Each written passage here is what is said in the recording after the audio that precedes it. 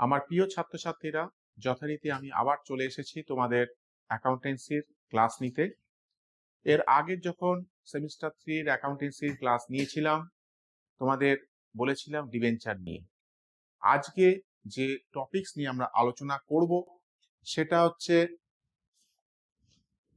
Analysis of financial statements, অর্থাৎ যেখানে যে আর্থিক বিবরণী তার বিশ্লেষণ, সেই বিশ্লেষণ আমরা করে কি পাবো, কিভাবে বিশ্লেষণ করতে হয়, সেগুলি আমরা এখানে মূলত জানব। কত মার্কস রয়েছে এখানে? মার্কসটা রয়েছে 15 মার্কস। অর্থাৎ এই যে অ্যানালিসিস অফ ফিনান্সিয়াল স্টেটমেন্টস, এর মধ্যে আবার অনেক সাবডিভিশন রয়েছে, তা টোটালটা নিয়েই তোমাদের রয়েছে 15 মার্কস। কিন্তু আজকে আমাদের মূলত টপিকসটা যেটা নিয়ে আমরা আলোচনা করব সেটা হচ্ছে রেশিও, অর্থাৎ অনুপাত। এই যে এখানে কিন্তু আমরা যেটা নিয়ে আলোচনা করব সেটা মূলত অ্যাকাউন্টিং রেশিও, অর্থাৎ হিসাব সংক্রান্ত অনুপাত। অর্থাৎ যেখানে, যেহেতু এটা অ্যাকাউন্টেন্সি বুঝতেই পারছো, তাহলে শুধু রেশিও না, রেশিওর মধ্যে যেগুলো অ্যাকাউন্টিং রিলেটেড, অর্থাৎ অ্যাকাউন্টেন্সি রিলেটেড, সেই সমস্ত অনুপাতগুলোই আজকে আমাদের মূলত আলোচ্য বিষয়। এখন কথাটা হচ্ছে, এই যে ফার্স্টেই আমরা বলেছি ফিনান্সিয়াল স্টেটমেন্টস, আর্থিক বিবরণী। সেই আর্থিক বিবরণীর মধ্যে কি কি রয়েছে? যেখানে আমরা প্রফিট অ্যান্ড লস অ্যাকাউন্ট পেতে পারি, যেখানে আমরা ব্যালেন্স শিট পাবো, অর্থাৎ এই সমস্তগুলো তোমরা সেকেন্ড সেমিস্টারে শিখে এসছো। সেখানে কি দেখেছো? যে প্রফিট অ্যান্ড লস অ্যাকাউন্ট, সেখান থেকে আমরা কি পেয়েছি? কোনো একটা প্রতিষ্ঠানের নেট লাভ বা নেট ক্ষতি, অর্থাৎ কোনো একটা প্রতিষ্ঠানের তার যে বিভিন্ন আর্থিক কার্যকলাপের পরে প্রতিষ্ঠানটার নেট প্রফিট কত বা নেট লস কত হয়েছে, আমরা সেটা থেকে জানতে পেরেছি। ব্যালেন্স শিট থেকে আমরা কি জানতে পেরেছি? না, কোনো একটা নির্দিষ্ট দিনে প্রতিষ্ঠানটার আর্থিক অবস্থা কি রকম, সেই আর্থিক অবস্থা সেটাকে দেখে যদি আমরা কোনো ডিসিশন নিতে চাই বা সিদ্ধান্ত নিতে চাই যে এই প্রতিষ্ঠানটা ভালো, এই প্রতিষ্ঠানটা খারাপ, কিন্তু সবসময় যে সেটা সঠিক হবে সেটা কিন্তু নাও হতে পারে। তাহলে আমাদের কি করতে হবে? এমন কিছু হাতিয়ার বা এমন কিছু টুলস আমাদের নিতে হবে যেগুলোকে এই ফিনান্সিয়াল স্টেটমেন্টগুলোকে আরো বেশি বিশ্লেষণ করে বা অ্যানালিসিস করে আরো নিখুঁতভাবে আমাদের ডিসিশন নিতে সাহায্য করবে। এই রকমই একটা টুলস বা হাতিয়ার হচ্ছে রেশিও। তাহলে রেশিও মূলত কি?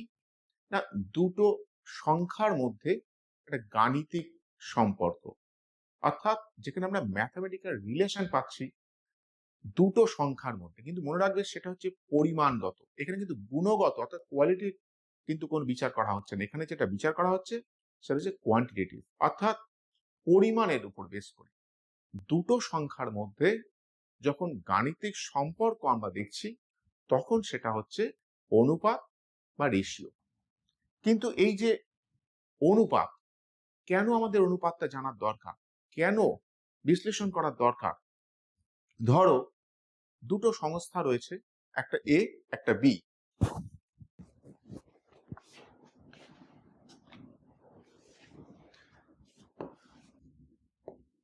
আমরা যদি এইভাবে ভাবি যে আমরা কোনো একটা প্রতিষ্ঠান, আমাদের সামনে ধরো দুটো প্রতিষ্ঠান দেওয়া আছে বা দুটো ফার্ম দেওয়া আছে।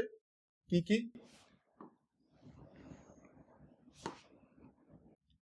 ধরো একটা ফার্ম এক্স, একটা ফার্ম ধরো ওয়াই। এখন এই যে দুটো প্রতিষ্ঠান বা দুটো ফার্ম, আমাদেরকে ডিসিশন নিতে হবে যে কোন প্রতিষ্ঠানে আমরা ইনভেস্ট করব। কি রকম? একটা এক্সাম্পল দিয়ে আমরা বোঝার চেষ্টা করি। ধরো এখানে আমাদের এক্স এর প্রফিট হয়েছে, ধরো আমার নেট প্রফিট বলছি, এক্স এ ধরো প্রফিট হয়েছে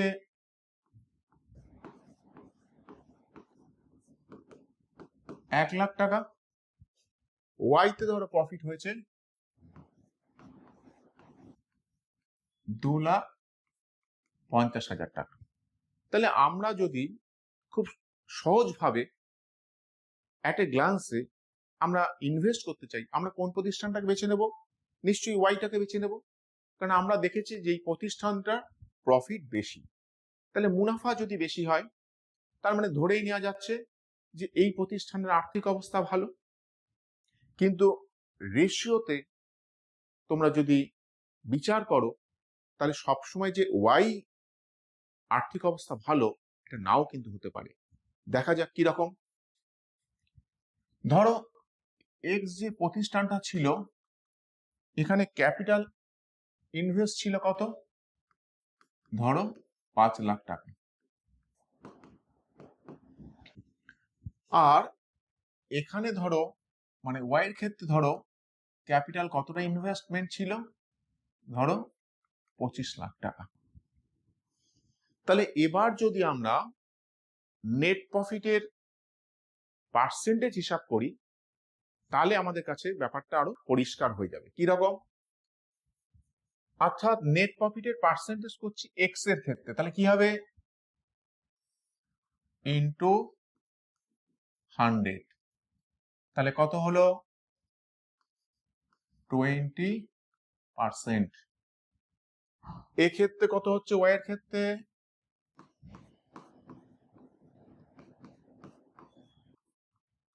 10%। তাহলে দেখো, আমরা যখন প্রফিট ভেবেছিলাম যে ওয়াই এর প্রফিট বেশি, তার মানে এক্স এর তুলনায় ওয়াই এর আর্থিক অবস্থা ভালো, আমরা খুব সহজেই কিছু না বুঝে আমরা ওয়াইতে ইনভেস্ট করতে এগিয়ে গেলাম বা সিদ্ধান্ত নিলাম। কিন্তু আরেকজন অ্যাকাউন্টেন্ট বা যে অ্যাকাউন্টেন্সি স্পেশালাইজড, যে এক্সপার্ট, সে দেখছে যে না, এক্স এর কিন্তু প্রফিটের পার্সেন্টেজ হচ্ছে 20%, আর ওয়াই এর প্রফিটের পার্সেন্টেজ কত? 10%। তাহলে সে দেখছে যে না, সাধারণ চোখে যেটা মনে হচ্ছে যে ওয়াই এর আর্থিক অবস্থা ভালো, কিন্তু দেখা যাচ্ছে তুলনামূলক এক্স এর আর্থিক অবস্থা ওয়াই এর তুলনায় অনেক বেশি ভালো। তাহলে সে কিন্তু ওয়াই এর নেট প্রফিট দেখে ওয়াইতে ইনভেস্ট করলো না, সে প্রফিটের পার্সেন্টেজ দেখে অ্যাকচুয়ালি নেট প্রফিট কত সেটা নয়, তার পার্সেন্টেজ কত সেইটার উপর বেস করে সে দেখলো এক্স এর আর্থিক অবস্থা ওয়াই এর চেয়ে অনেক বেটার, সেই সাথে সাথেই কিন্তু এক্স এ ইনভেস্ট করলো। আর সাধারণ লোক, সাধারণ ব্যক্তি, তারা মোট যে মুনাফা সেইটার উপর বেস করে তারা ওয়াইতে ইনভেস্ট করছে। তাহলে এইটাই হচ্ছে অ্যাকচুয়ালি আর্থিক অবস্থার বা যে ফিনান্সিয়াল স্টেটমেন্ট গুলো, সেগুলো বিশ্লেষণ করার ফল। যখন আমরা এই ফিনান্সিয়াল স্টেটমেন্ট গুলো, যেখানে আমরা স্টেটমেন্ট অফ প্রফিট লস পেয়েছি, যেখানে আমরা ব্যালেন্স শিট পেয়েছি, যেখানে আমরা ক্যাশ ফ্লো স্টেটমেন্ট পেয়েছি, অর্থাৎ এইগুলোকে যখন আরো বিস্তারিতভাবে বিভিন্ন টুলসের দ্বারা, বিভিন্ন হাতিয়ারের দ্বারা, বিভিন্ন টেকনিকের দ্বারা আমরা আরো নিখুঁতভাবে অ্যানালিসিস করব বা বিশ্লেষণ করব, তখন আমাদের সিদ্ধান্তটা নিতে অনেক সহজ হবে, শুধু না, সেটা অনেক বেশি অ্যাকুরেট হবে। এখানেই হচ্ছে অনুপাত বা রেশিওর একটা, বলতে পারো, সুবিধা বা গুরুত্ব। এখন আমরা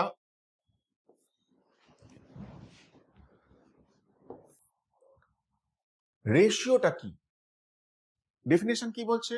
A ratio is an expression of relationship between two numbers, অর্থাৎ দুটো সংখ্যার মধ্যে যে সম্পর্ক, সেটাকে আমরা বলছি অনুপাত বা রেশিও। কি রকম? একটা এক্সাম্পল দেওয়া যাক।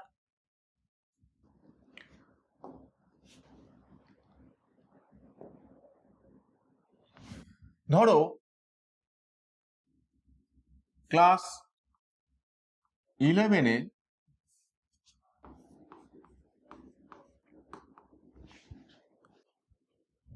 স্টুডেন্টের মধ্যে মেল স্টুডেন্ট আছে ধরো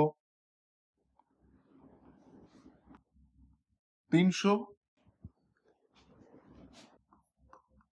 ফিমেল স্টুডেন্ট আছে ধরো 200। তাহলে যদি আমরা জানতে চাই যে ক্লাস 11-এ অ্যাকচুয়ালি মেল ফিমেল স্টুডেন্টের অনুপাত কত, তাহলে আমরা কি পাবো?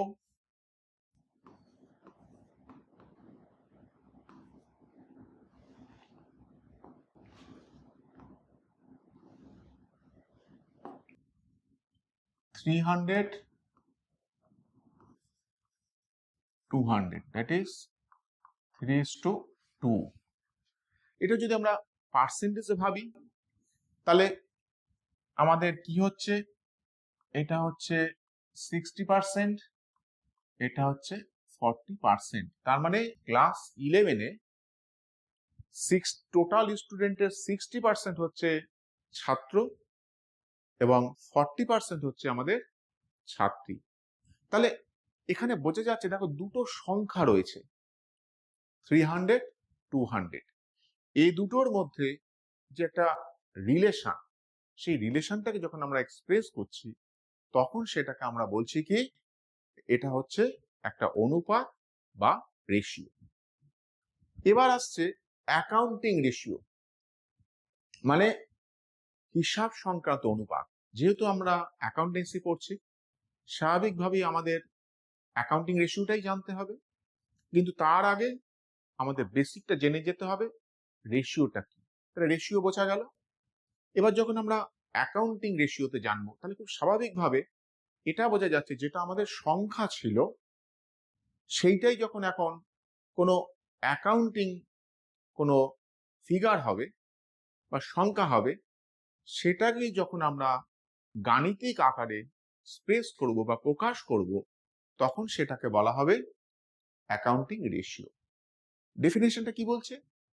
Accounting ratio is the mathematical expression, ওই যে বললাম গাণিতিক প্রকাশ, mathematical expression of relationship between two accounting figures. দুটো হিসাব সংক্রান্ত সংখ্যার মধ্যে যখন আমরা কোনো গাণিতিক সম্পর্ক বের করব তখনই সেটা হয়ে যাবে অ্যাকাউন্টিং রেশিও। একটা এক্সাম্পল দিয়ে বোঝা যেতে পারে ব্যাপারটা। ধরো যেটা আগের শুরুতেই আমি তোমাদেরকে বোঝাচ্ছিলাম যে প্রফিট দেওয়া আছে, সেলস দেওয়া আছে, তাহলে আমাদের কিরকম হতে পারে? ধরো আমাদের ক্যাপিটাল বলা আছে 5 লাখ টাকা,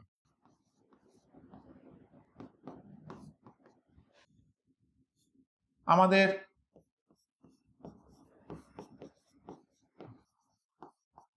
ইন্টারেস্ট বলা আছে ধরো 1 লাখ টাকা। তাহলে আমরা যদি যে ক্যাপিটালটি ইনভেস্ট করেছি তার উপরে ইন্টারেস্ট কত, এটাকে যদি আমরা একটা অ্যাকাউন্টিং রেশিও হিসাবে প্রকাশ করতে চাই তাহলে কিভাবে করব?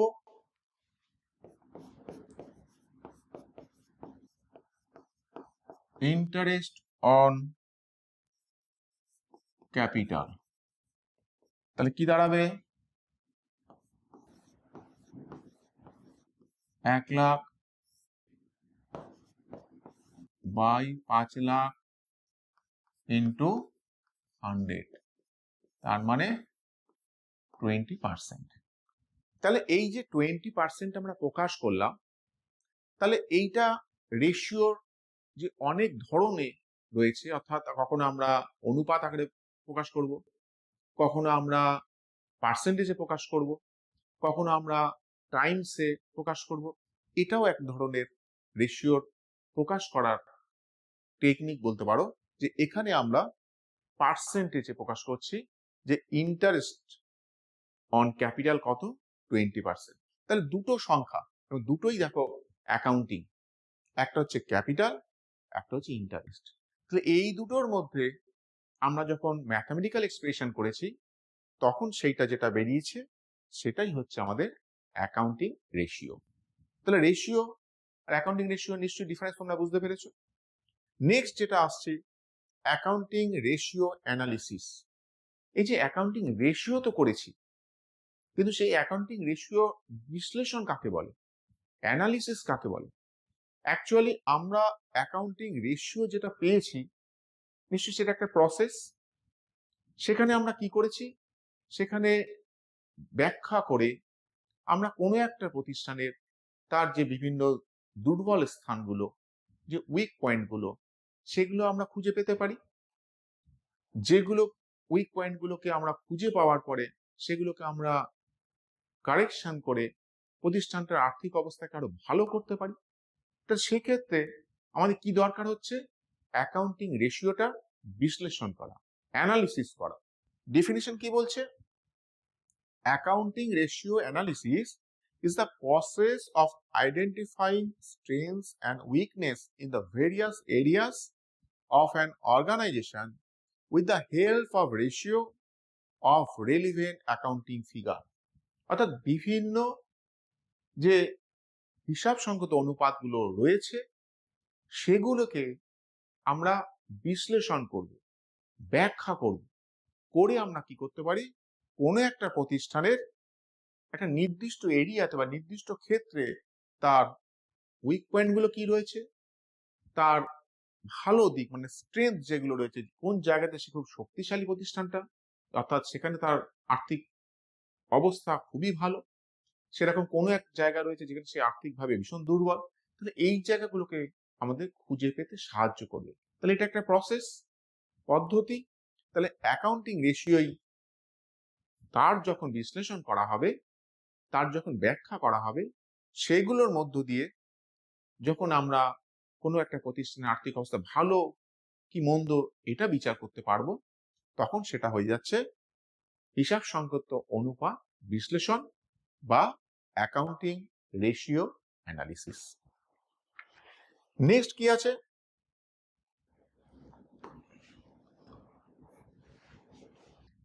Objectives of accounting ratio. আমরা হিসাব সংক্রান্ত অনুপাত জেনেছি কাকে বলে, এটাও জেনেছি যে হিসাব সংক্রান্ত অনুপাত বিশ্লেষণ কাকে বলে, কিন্তু কেন করব, অর্থাৎ রেশিওটা করার উদ্দেশ্যটা কি সেটা দেখে নেওয়া যাক। ফার্স্টে কি, two simplify the accounting information, অর্থাৎ যে বিভিন্ন আর্থিক যে তথ্যগুলো রয়েছে সেগুলোকে সহজ করা, সরল করা, যাতে সাধারণ ব্যক্তিরা, সাধারণ যারা কোম্পানি সম্পর্কে ইন্টারেস্টেড, যারা কোম্পানির বিভিন্ন কার্যকলাপ সম্পর্কে ইন্টারেস্টেড, কোম্পানিতে তারা ইনভেস্ট করতে চায়, সেই সমস্ত প্রয়োজনীয় তথ্যগুলোকে তাদের কাছে সহজ সরলভাবে উপস্থাপন করা, এটা হচ্ছে অনুপাত বা অনুপাতের উদ্দেশ্য।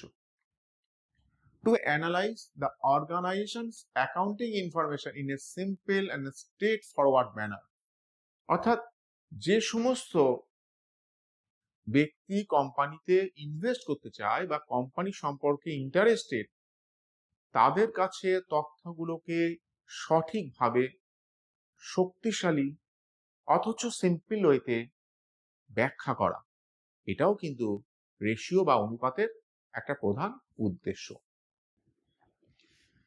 To identify the weak points of the organization and taking corrective measures, অর্থাৎ আমি আগেই বলেছি যে অ্যাকাউন্টিং রেশিও অ্যানালিসিসের মূল ডেফিনিশনটা যেখানে ছিল সেখানে তোমরা দেখেছো, সেখানে বিভিন্ন উইক পয়েন্ট খুঁজে বের করা, বিশ্লেষণ করে আমরা তার স্ট্রেংথ পয়েন্টগুলো খুঁজে বের করার কাজ করেছি। তাহলে উইক পয়েন্টগুলো শুধু খুঁজে পেলেই তো হবে না, সে উইক পয়েন্টগুলোকে রেকটিফাই করে কোম্পানির আর্থিক অবস্থা ভালো করার জন্য আমাদের বেশ কিছু স্টেপ নিতে হতে পারে। তাহলে সেই উইক পয়েন্টগুলোকে জানবো কি করে, সেই জানার জন্য আমাদের দরকার রেশিও বা অনুপাত। To access the operating efficiency of the business, একটা প্রতিষ্ঠানের আর্থিক ক্ষমতা কতটা, আর্থিক দক্ষতাটা কতটা, সে শুধু কাজই করছে কিন্তু বছরের শেষে এসে দেখা যাচ্ছে যতটা পরিমাণে পারফরমেন্স হয়েছে কিন্তু ফিগার কিন্তু সেটা বলছে না, অর্থাৎ এতদিন ধরে কর্মচারীদের পরিশ্রমের ফল কিন্তু সেভাবে কোম্পানির আর্থিক অবস্থাতে রিফ্লেক্ট হচ্ছে না। তাহলে কোম্পানির যে আর্থিক দক্ষতা সেটাকে ভালো করা, সেটাকে যথাযথভাবে রিফ্লেক্ট করা, যাতে যারা পোটেনশিয়াল ইনভেস্টার্স রয়েছে তারা যেন অ্যাকচুয়াল ইনভেস্টারে পরিণত হতে পারে, তাই তাদের কাছে সেই তথ্যটা তুলে ধরা। এর জন্য আমাদের করতে হয় কি, রেশিও বা ratio analysis. To analyse the profitability of the business, একটা প্রতিষ্ঠানের মুনাফা কত, তার মুনাফার যোগ্যতাটা কত।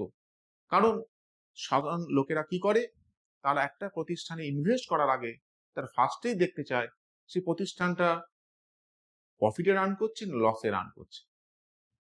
তাহলে প্রফিটে রান করার পরই তার মনে হবে কতটা প্রফিট করেছে, লাস্ট ইয়ারে সে কতটা ডিভিডেন্ড দিতে পেরেছে।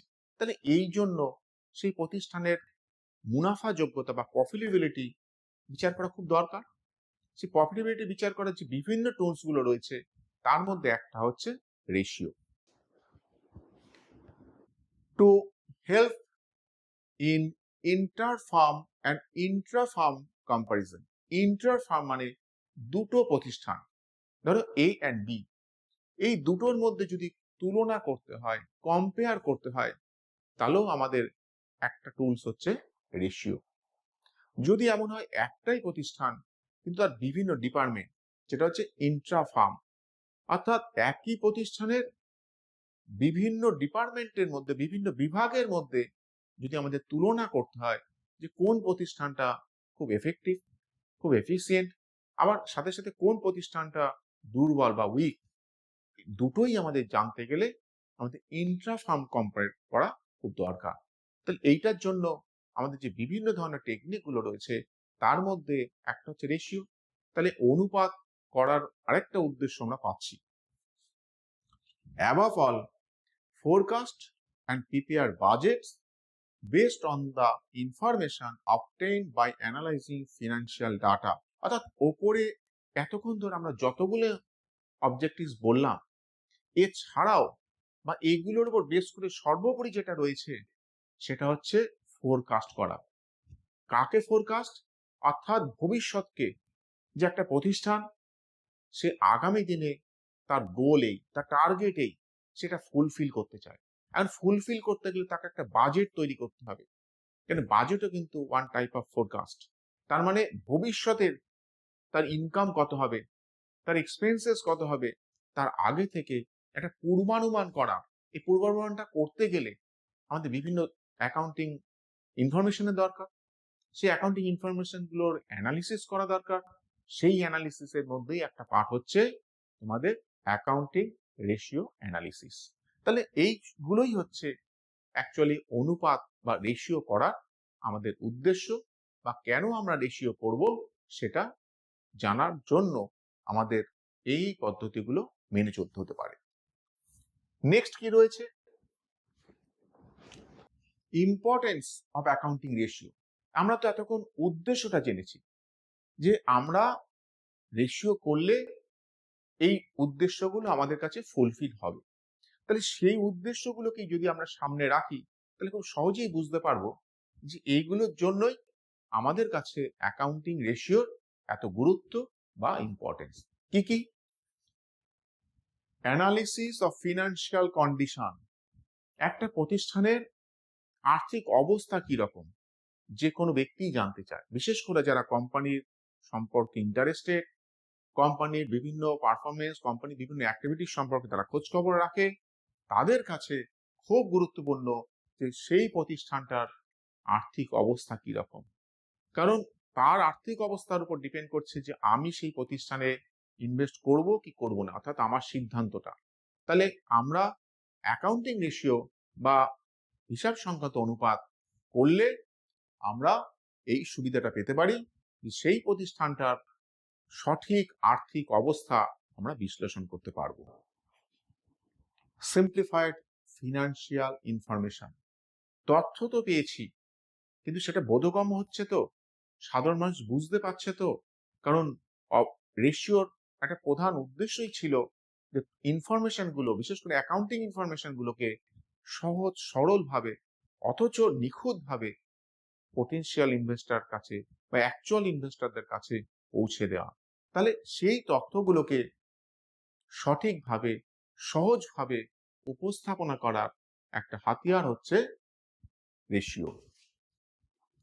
প্ল্যানিং অ্যান্ড ফোরকাস্টিং, আমরা ভবিষ্যৎ সম্পর্কে পূর্বানুমান করেছি যে ভবিষ্যতে এই হতে পারে, তাহলে এই হতে পারে এটা ভেবে আমাকে এখন থেকে একটা প্ল্যান করতে হবে, পরিকল্পনা করতে হবে।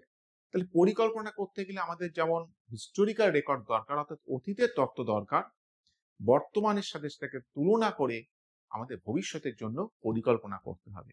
আর সেই পরিকল্পনা যদি সঠিক করতে হয়, সঠিক তার যদি সার্থকতা পেতে হয়, তাকে যদি সঠিকভাবে ইমপ্লিমেন্ট করতে হয়, তাহলেও আমাদের দরকার accounting ratio analysis. Efficiency determinants, দক্ষতার পরিচয় কি? কিভাবে বুঝবো যে প্রতিষ্ঠানটার এই ডিপার্টমেন্টগুলো এফিসিয়েন্ট, এইগুলো উইক, বা এই প্রতিষ্ঠানটা খুব লাভদায়ক, যেখানে আমরা ইনভেস্ট করলে আমাদের প্রফিট হবে?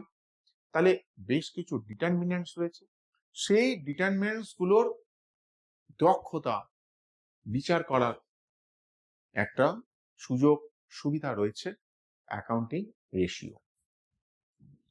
আগেও বলেছি, এখানেও আবার আছে inter farm and Intra farm comparison, অর্থাৎ দুটো প্রতিষ্ঠানের মধ্যে কম্পেয়ার করতে গেলে, একই প্রতিষ্ঠানের বিভিন্ন ডিপার্টমেন্ট বা বিভাগের মধ্যে তুলনা করতে গেলেও আমাদের যেটা দরকার সেটা হচ্ছে অ্যাকাউন্টিং রেশিও। তাহলে হিসাব সংগত অনুপাত এর দ্বারা আমরা কিন্তু এই বিভিন্ন প্রতিষ্ঠান বা বিভিন্ন ডিপার্টমেন্টের মধ্যে তুলনা করার সুবিধাটা পেতে পারি। Locate the weak points of the business, সবসময় যে আমাদের কাছে ভালো জিনিসটাই আসবে তা কিন্তু নাও হতে পারে। আমরা এই অ্যানালিসিস করতে গিয়ে দেখেছি যে এই প্রতিষ্ঠানের এই দিকটা খারাপ, তো এটা যারা ম্যানেজার রয়েছে, যারা ডিসিশন মেকার রয়েছে, তাদের কাছেও কিন্তু খুব গুরুত্বপূর্ণ।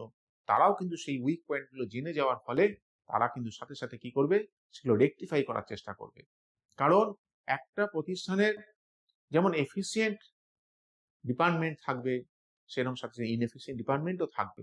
সমস্ত ডিপার্টমেন্টই যে প্রফিটে রান করবে নাও কিন্তু হতে পারে, কিন্তু যে ডিপার্টমেন্টটা লসে রান করছে তাকেও তো সেই ভারটা বহন করতে হচ্ছে বাকি ডিপার্টমেন্টগুলো। তাহলে ওভারঅল যদি একটা প্রতিষ্ঠানের প্রফিটের দিকে আমাদের লক্ষ্য রাখতে হয়, তাহলে আমাদের কি করতে হবে, সেই দুর্বল জায়গাগুলোকে খুঁজে বের করতে হবে। কেন প্রতিষ্ঠানটা তার টার্গেট ফুলফিল করতে পারলো না, তার কারণ যদি দর্শাতে হয়, তাহলে আমাদের সেই উইক পয়েন্টগুলো খুঁজে পাওয়ার সাথে সাথে সেগুলো রেমিডিয়াল বেশ কিছু স্টেপ নিতে হবে, যেগুলোকে আগামী দিনে প্রতিষ্ঠানটার যে ফিনান্সিয়াল হেলথ তাকে আরো স্ট্রেংথ করবে বা শক্তিশালী করবে। লাস্ট, ডিসিশন মেকিং, অর্থাৎ সিদ্ধান্ত নিতে সুবিধা হবে। সে কোম্পানির ম্যানেজার হোক বা ইনভেস্টর হোক, যারাই থাকুক না কেন, তাদের সঠিক সিদ্ধান্ত গ্রহণের জন্য এই অ্যাকাউন্টিং রেশিওর কিন্তু ভীষণ গুরুত্বপূর্ণ ভূমিকা রয়েছে। নেক্সট কি বলছে, লিমিটেশন, অর্থাৎ এতক্ষণ পর্যন্ত আমরা দেখেছি যে অ্যাকাউন্টিং রেশিওর এই উদ্দেশ্য, এই অ্যাডভান্টেজেস বা ইম্পর্টেন্স, কিন্তু সবকিছুরই পেছনে একটা অন্ধকার থাকে, সেটাই হচ্ছে লিমিটেশনস বা ডিসঅ্যাডভান্টেজেস। কি থাকতে পারে, ডিপেন্ডেন্স অন কারেক্ট ডাটা, তুমি সঠিকভাবে উপস্থাপনা করতে চাইছো, কিন্তু কার ওপর বেস করে তুমি সঠিকভাবে উপস্থাপনা করবে, সেই ইনফরমেশনটাই, সেই ডাটাটাই যদি সঠিক না হয়, তাহলে তোমার ইনফরমেশন যাকে দিতে যাচ্ছ সেই ইনফরমেশনটা অবশ্যই ভুল হয়ে যাচ্ছে। তাহলে আমাদের ডিপেন্ডেন্সটা কার ওপরে, যে তথ্যগুলোকে আমরা পেয়েছি বা যে সমস্ত ইনফরমেশনগুলো আমরা পেয়েছি তার নির্ভুলতা কতটা, সেটা সঠিকতা কতটা, তার উপর নির্ভর করছে আমাদের ইনফরমেশনটা সঠিক না বেঠিক। তাহলে এই যে একটা ল্যাক, এই যে একটা সবসময় ডিপেন্ডেন্সি, যে তথ্যটা কিরকম, সেটাই হচ্ছে এর লিমিটেশন। ইনকম্পারেবিলিটি, অর্থাৎ সবসময় যে তুলনা করা যায় সবকিছুর মধ্যে নাও হতে পারে।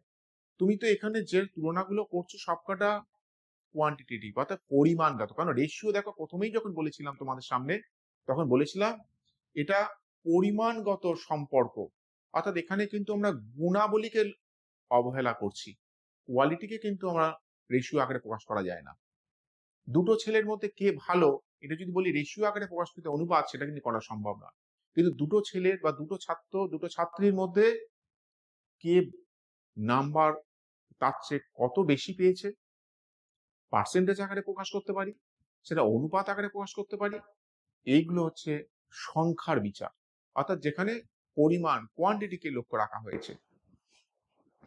প্রাইস লেভেল চেঞ্জেস, তুমি 2026-এ দাঁড়িয়ে 2026-এ ধরো জানুয়ারি মাসে তুমি একটা সিদ্ধান্ত নিয়েছো, 2026-এ যখন মার্চ মাসে এসছো, তুমি যে সিদ্ধান্তটা নিয়েছো দেখা গেল সেই সিদ্ধান্তটা এখন আর কার্যকারী করা সম্ভব নয়, কারণ প্রাইস লেভেলটাই তো চেঞ্জ হয়ে গেছে। দেখা গেল জিনিসপত্রের দাম বেড়ে গেছে বা কোনো কোনো জিনিসের দাম কমে গেছে।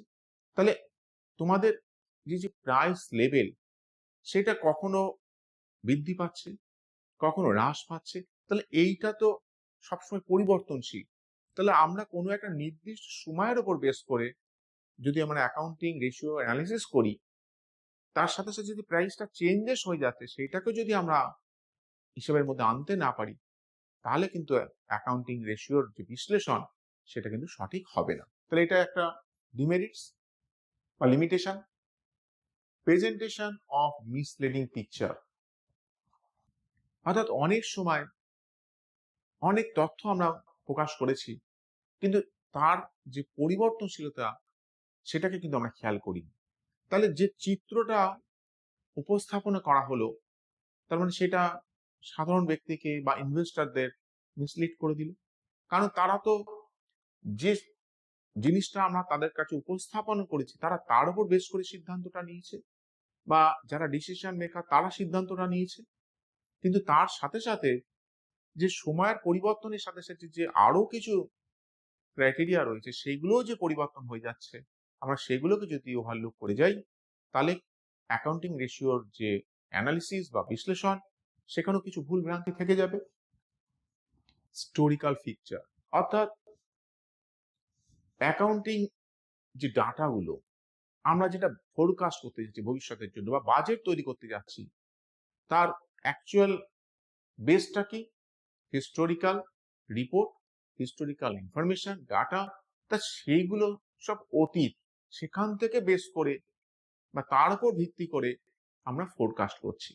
কিন্তু সেই অতীত তথ্যটাই যদি ভুল হয়, কারণ অতীতের যে তথ্য সেটা সময়ের সাথে সাথে পরিবর্তন এসছে, অথচ আমরা সেই পরিবর্তনটাকে কিন্তু সেভাবে গুরুত্ব দিলাম না। তাহলে হিস্টোরিক্যাল ব্যাকগ্রাউন্ড, তার যে রিপোর্ট, তার উপর বেস করে যদি আমরা কোনো সিদ্ধান্ত নিতে যাই তাহলে স্বাভাবিকভাবেই আমরা সঠিক তথ্য বা সঠিক সিদ্ধান্ত নিতে পারবো না, এটাও একটা লিমিটেশন। ল্যাক অফ স্ট্যান্ডার্ড, তোমরা আদর্শ মান কাকে বলবো? তোমার প্রতিষ্ঠানের যেটা স্ট্যান্ডার্ড আরেকটা প্রতিষ্ঠানের যে সেইটাই স্ট্যান্ডার্ড হবে বা আদর্শ হবে নাও হতে পারে। তোমার প্রতিষ্ঠানের কার্যকলাপ এক ধরনের, তার প্রতিষ্ঠানের কার্যকলাপ আরেক ধরনের, তাহলে কি করে তোমরা দুটো প্রতিষ্ঠানের মধ্যে কম্পেয়ার করবে? তাহলে আমাদের দেখতে হবে একই মানের দুটো প্রতিষ্ঠান, একই কার্যকলাপের সাথে যুক্ত দুটো প্রতিষ্ঠান, কিন্তু বাস্তবে কি এইরকম সবকিছু একই হবে পাওয়া সম্ভব? নিশ্চয়ই নয়। তাহলে আমরা কম্পেয়ারটা যে করতে যাব তার স্ট্যান্ডার্ডটা যেটা আমরা ভেবে রেখেছি সেটা সবসময় যে সঠিক নাও হতে পারে। ইগনোরিং কোয়ালিটেটিভ ফ্যাক্টরস, অর্থাৎ যেখানে বারবারই বলছি যেখানে কোয়ান্টিটির উপর গুরুত্ব দেওয়া হয়, কোয়ালিটেটিভ উপর কিন্তু গুরুত্ব দেওয়া হয় না, অর্থাৎ পরিমাণগতকে বিচার করা হচ্ছে। এর মধ্যে আমরা ম্যাথমেটিক্যাল এক্সপ্রেশন করেছি, রিলেশন তৈরি করেছি, কিন্তু কোয়ালিটির যে সমস্ত গুণগত সংখ্যা, গুণগত, তার কিন্তু আমরা বিচার করতে পারছি না। এইটাই হচ্ছে এর একটা লিমিটেশন। তারপরও বলি এত লিমিটেশন থাকা সত্ত্বেও কিন্তু অ্যাকাউন্টিং রেশিওর অবশ্যই বেশ কিছু ইম্পর্টেন্স রয়েছে, যার জন্যেই তোমরা অ্যাকাউন্টিং রেশিও পড়বে বা অ্যাকাউন্টিং রেশিওর যে বিভিন্ন টাইপস সেগুলো জানবে, কারণ সেগুলোই তোমাদের ভবিষ্যতে সঠিক সিদ্ধান্ত নিতে সাহায্য করবে। ক্লাসিফিকেশন অফ অ্যাকাউন্টিং রেশিও, অনেক ধরনের আর্থিক অনুপাত হতে পারে, হিসাব সঙ্গত অনুপাত হতে পারে। এখন সেইগুলোর মধ্যে বেশ কিছু যেগুলো তোমাদের সিলেবাসে রয়েছে এইরকম আছে 4টে। লিকুইডিটি রেশিও, এর মধ্যে আবার কোন কোন রেশিও পড়বে সেগুলো আমি পরে আলোচনা করছি। সলভেন্সি রেশিও, অ্যাক্টিভিটি রেশিও বা টার্নওভার রেশিও, প্রফিটেবিলিটি রেশিও। এখন লিকুইডিটি রেশিও মানে একটা প্রতিষ্ঠানের তারল্যতা কত, তার হাতে কত টাকা রয়েছে, ক্যাশ আর ক্যাশ ইকুইভ্যালেন্ট, কত তাড়াতাড়ি সে তার সম্পত্তিগুলোকে, অ্যাসেটগুলোকে নগদে রূপান্তর করতে পারে, এটাই হচ্ছে তার লিকুইডিটি, যেটা শর্ট টার্মের উপর বেস করে করা হচ্ছে। সলভেন্সি অর্থাৎ সে আর্থিকভাবে কতটা স্বচ্ছ, আর্থিকভাবে তার দক্ষতাটা কতটুকু, সেইটা যদি বিচার করতে হয় আমাদের জানতে হবে সলভেন্সি রেশিও। এটা কিন্তু long term basis. Activity ratio বা টার্নওভার অর্থাৎ একটা প্রতিষ্ঠানের সেলস কত, এর উপর বেস করে তার প্রফিটেবিলিটি কত হচ্ছে, তার কতবার সেটাকে ঘূর্ণায়ন হচ্ছে, অর্থাৎ debtors turnover, creditors turnover, stock turnover, অর্থাৎ এইগুলোর যে ঘূর্ণায়ন, এইগুলোর দ্বারা আমরা ভাবতে পারবো যে প্রতিষ্ঠানটার আর্থিক অবস্থা কিরকম বা তার এফিসিয়েন্সি কিরকম। প্রফিটেবিলিটি রেশিও, যেখানে আমরা নেট প্রফিট রেশিও দেখব, গ্রস প্রফিট রেশিও দেখব, অপারেটিং প্রফিট রেশিও দেখব, অর্থাৎ প্রতিষ্ঠানটার আর্থিক অবস্থা কিরকম, তার মুনাফার যোগ্যতা কতটুকু, এগুলো আমরা এই রেশিও থেকে জানতে পারবো। তাহলে 4 ধরনের মোটামুটি তোমাদের সিলেবাস অনুযায়ী রেশিও প্রকারভেদ বা ক্লাসিফিকেশন জানতে হবে বা পড়তে হবে। ফার্স্টে যেটা আজকে আমরা আলোচনা করছি সেটা হচ্ছে লিকুইডিটি রেশিও। বললাম তারল্য অনুপাত, জিনিসটা কি? The ratios calculated to ascertain the short-term solvency of the enterprise are known as liquidity ratio. অর্থাৎ একটা প্রতিষ্ঠানের স্বল্প মেয়াদে আর্থিক সচ্ছলতা কতটুকু, এই যে শর্ট টার্ম, এইটাই হচ্ছে লিকুইডিটি রেশিওর মূল বিষয়বস্তু। এর মধ্যে ফার্স্টেই তোমাদের যেটা জানতে হবে সেটা হচ্ছে কারেন্ট রেশিও, চলতি অনুপাত।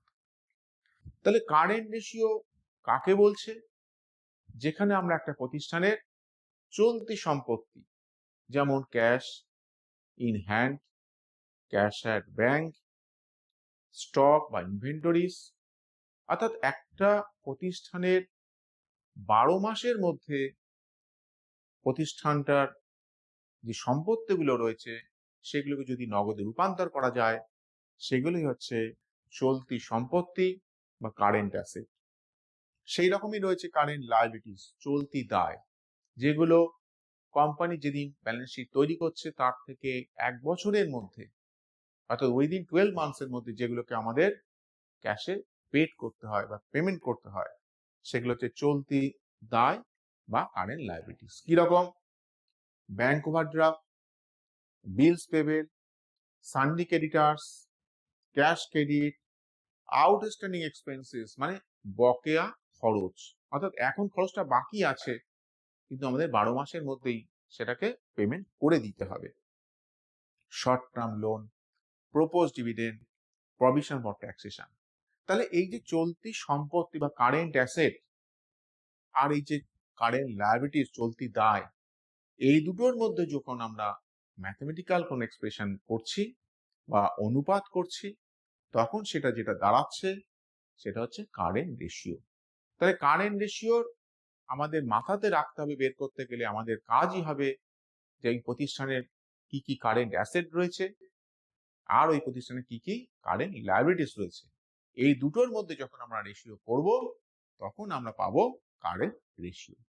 এর স্ট্যান্ডার্ড রূপটা কি না, ideal ratio of current ratio হচ্ছে 2:1, অর্থাৎ সম্পত্তি থাকবে 2 গুণ আর তার অর্ধেক হবে কারেন্ট লায়াবিলিটিস। ধরো যদি 100 আমাদের কারেন্ট অ্যাসেট হয়, তাই কারেন্ট লায়াবিলিটিস হবে 50, অর্থাৎ ডবল হচ্ছে কারেন্ট অ্যাসেট। একটা এক্সাম্পলের দ্বারা আমরা একটা প্রতিষ্ঠানের কারেন্ট অ্যাসেট, কারেন্ট লায়াবিলিটিস কে যদি আমরা বুঝে নিতে পারি, তাহলে আমরা খুব সহজেই কারেন্ট রেশিওটা কি করে বের করতে হয় আমরা বুঝে নিতে পারবো। এরকম একটা প্রবলেম দেখে নেওয়া যাক। প্রবলেমটা কি বলছে? From the following information calculate current ratio. বেশ কিছু ইনফরমেশন দেওয়া আছে, তাহলে এর মধ্যে আমাদের কারেন্ট অ্যাসেট কোনগুলো, কারেন্ট লায়াবিলিটিস কোনগুলো, সেগুলো আমরা জেনে নিই। তারপর দুটোর মধ্যে আমরা রেশিও করে নেব। চলো দেখে নিই অঙ্কটা কি করে সলভ করতে হচ্ছে। তাহলে ফার্স্টেই আমরা কারেন্ট অ্যাসেট কি কি আছে একটু দেখে নিই।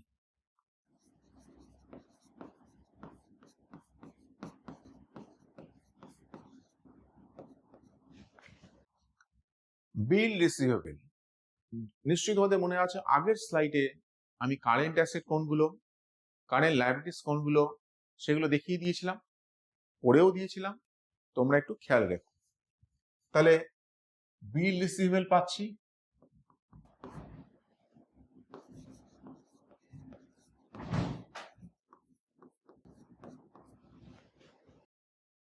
ডেটার্স পাচ্ছি,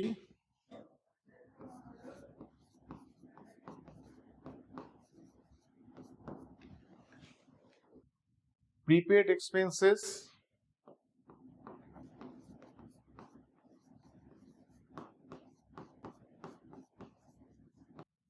প্রিপেড এক্সপেন্সেস মানে অ্যাডভান্স, আমরা কোনো খরচ প্রদান করে দিচ্ছি, দিয়ে দিচ্ছি।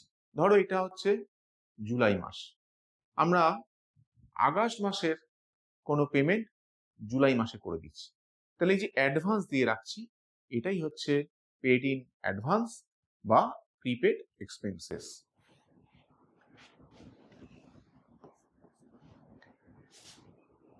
ইনভেন্টরিজ বা stock,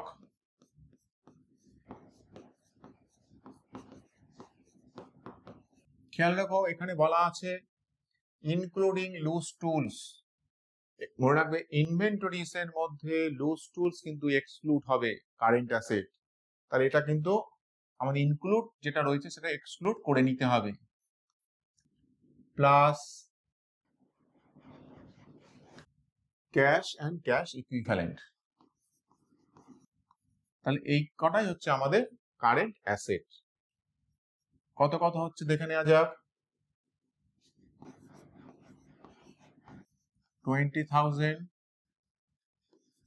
plus 22,000, prepaid 4,000,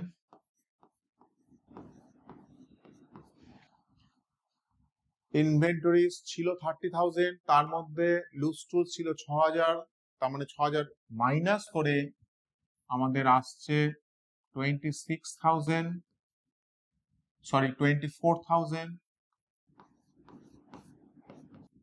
plus cash হচ্ছে 10,000।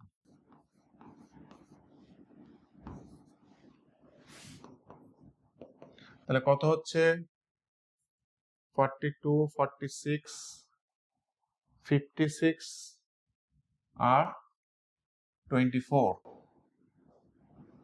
তার মানে 80,000। এটা হচ্ছে কারেন্ট অ্যাসেটস।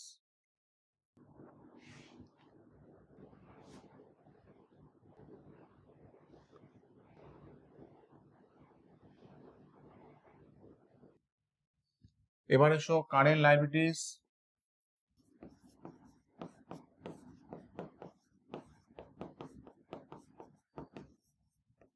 কি কি পড়ছে কারেন্ট লায়াবিলিটিস এর মধ্যে? বিলস পেবেল,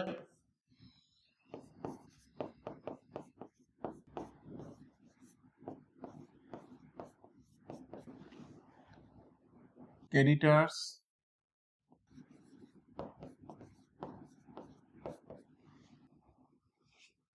ব্যাংক ওভারড্রাফট,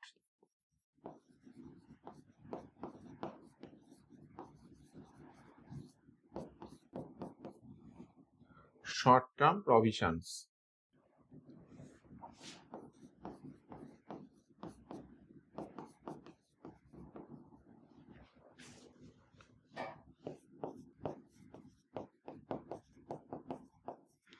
মানগুলো বসিয়ে দেওয়া যাক। Bills payable 10,000, creditors 15,000, bank overdraft 7,000, short term provision 8,000, কত হলো 40,000। এবার তোমরা আগের স্লাইডে দেখেছো যে কারেন্ট অ্যাসেট ফর্মুলা কি ছিল? কারেন্ট রেশিও ফর্মুলা হচ্ছে current asset by current liabilities. তাহলে আমরা কারেন্ট রেশিও মানে হচ্ছে current assets by current liabilities. তাহলে মানটা বসিয়ে দিই। কারেন্ট অ্যাসেট আমরা পেয়ে গেছি 80,000 বাই কারেন্ট লায়াবিলিটিস আমরা পেয়ে গেছি 40,000। তাহলে আমাদের রেশিও আকারে যদি আমরা দেখাই তাহলে আমাদের কারেন্ট রেশিও কত হলো 2:1। তাহলে আমরা কি করেছিলাম? ফার্স্টে টোটাল কারেন্ট অ্যাসেটকে বের করেছিলাম, টোটাল কারেন্ট লায়াবিলিটিস বের করেছিলাম, কিন্তু বারবার বলে রাখলাম এটা খেয়াল রাখবে ইনভেন্টরিজ বা স্টকের মধ্যে যদি লুজ টুলস ইনক্লুড থাকে তাহলে আমরা সেটা কিন্তু বাদ দিয়ে আমরা অরিজিনাল ইনভেন্টরিজ বা স্টকটা বের করব। এখানেও ঠিক দেখো ইনভেন্টরিজ ছিল 30,000, তার মধ্যে ইনক্লুডিং ছিল লুজ টুলস 6,000। সেই জন্য আমরা দেখো এখানে আমরা কি করেছি, এই 30,000 থেকে 6,000 মাইনাস করে অরিজিনাল স্টক বা ইনভেন্টরিজটা বের করেছি, যেটা আমরা কারেন্ট অ্যাসেট হিসাবে ভাবছি। তাহলে এইভাবেই আমরা কিন্তু কারেন্ট রেশিও বা চলতি অনুপাত বের করতে পারি। এইভাবেই আমরা যে আরো রেশিওগুলো রয়েছে নেক্সট ক্লাসে আমরা সেই সমস্ত রেশিওগুলো আলোচনা করব।